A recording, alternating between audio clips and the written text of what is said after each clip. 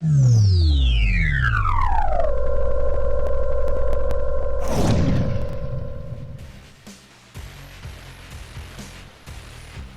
滿足對音效有要求嘅玩家， Creative 推出咗一款新嘅音效卡產品 Sound Blaster X-G5， 以型格小巧嘅外觀設計，可以為 PC、手機、平板同埋遊戲機等嘅裝置強化音效。內建嘅音效晶片可以將動態範圍同埋音質加以提升，仲支援最高600安士嘅耳機，推力十足。Creative Sound Blaster X-G5 音效卡採用外置式嘅設計，尺寸為110×22×74mm， 小巧嘅外觀就算外出攜帶使用，亦都唔會佔用太多嘅空間。佢採用黑色嘅主題顏色，中間就加入拉絲金屬片點綴，仲用咗紅光嘅 logo 加強型格效果。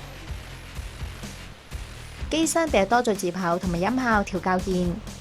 右邊備有多功能旋鈕、3.5mm 音效輸出同埋麥克風接口。多功能旋鈕下方設有紅光 LED， 為整體外觀加添 gaming 味道。仲會根據當前嘅音量大細變更燈光嘅亮度。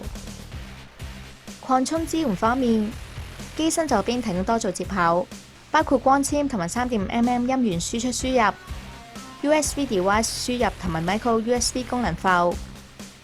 USB device 輸入接口可以俾用家接駁滑鼠、鍵盤同埋 USB 硬碟等，仲提供100mA 嘅供電輸出。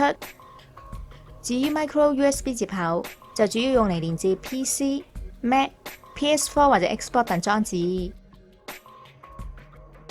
Sound Blaster X-G5 內建3組音效處理晶片，創高效多核心處理器，負責硬體加速音效處理。可以將普通2聲道音效輸出模擬做7.1聲道嘅效果，仲支援多聲道音源，可以將7.1聲道混音達至更真實嘅環繞音效。內建 CS4398 DAC 同埋 TPA6120A2 耳機放大晶片，可以提供高品質24 bits per 192 kHz 音效，120 dB 純噪比水平，輸出阻抗達到2.2安士。仲可以支援最高600安士嘅耳機。